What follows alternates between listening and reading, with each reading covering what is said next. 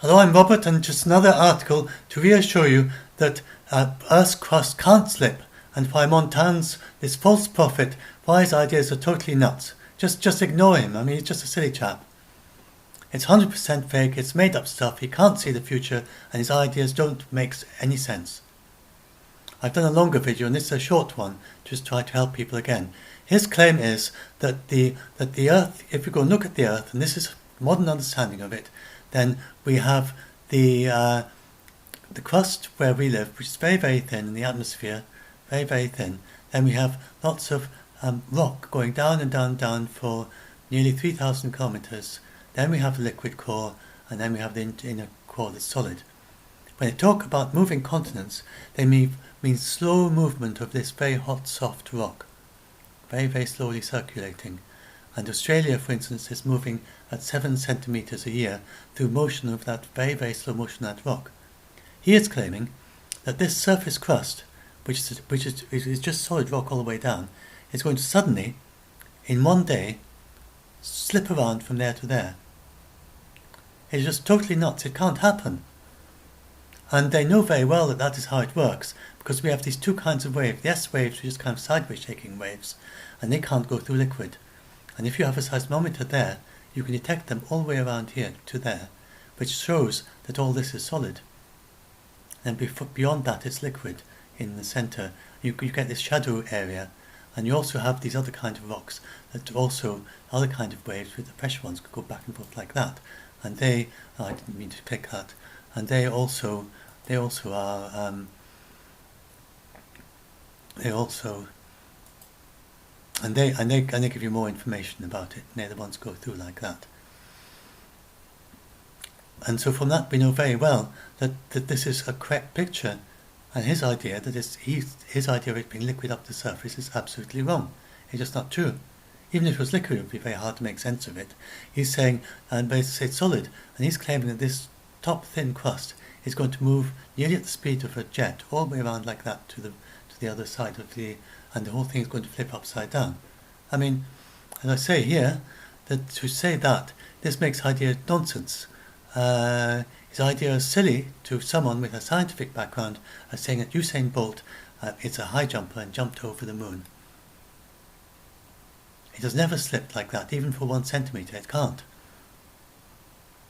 And then he mixes that up with people mix that up. These people, there are lots of people, conspiracy theorists, who say the Earth's crust is going to slip on various days, and they say such a day, suddenly the Earth's crust is going to slip upside down, and they have all sorts of crazy, zany conspiracy things about that, and they add up numbers and dates, and they maybe, who knows, maybe they look at the tea leaves in a cup of tea, and they claim that this. But whatever the reason, it's just not nonsense. But you have this you do have the magnetic poles, which is the direction that the compass points.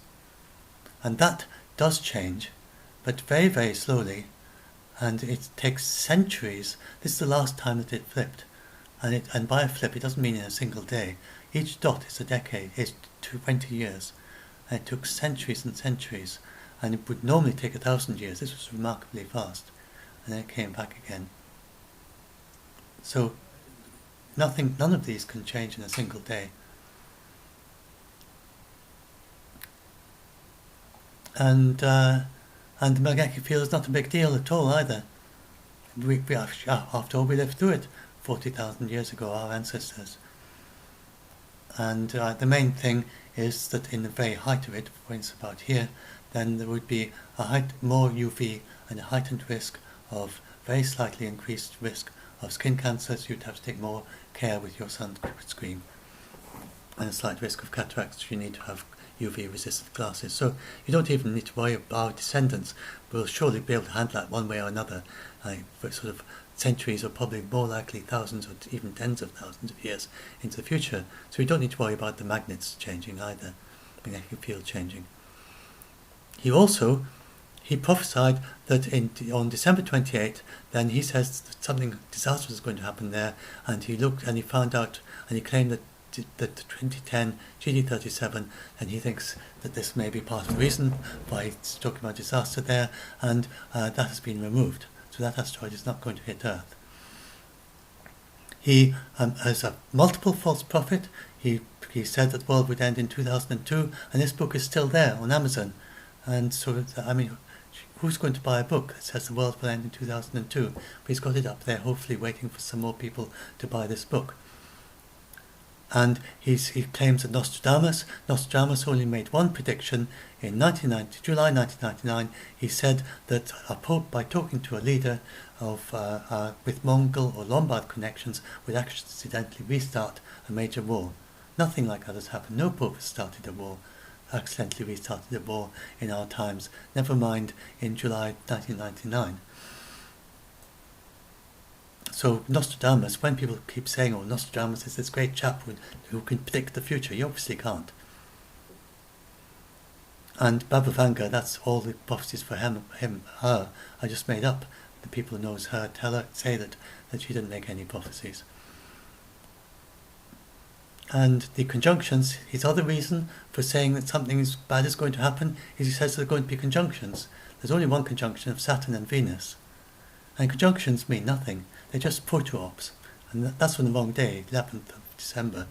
And they're proto-ops. It's like if you point your finger at the moon, you don't get a sudden gravitational pull on your eyes because your finger's between your eyes and the moon.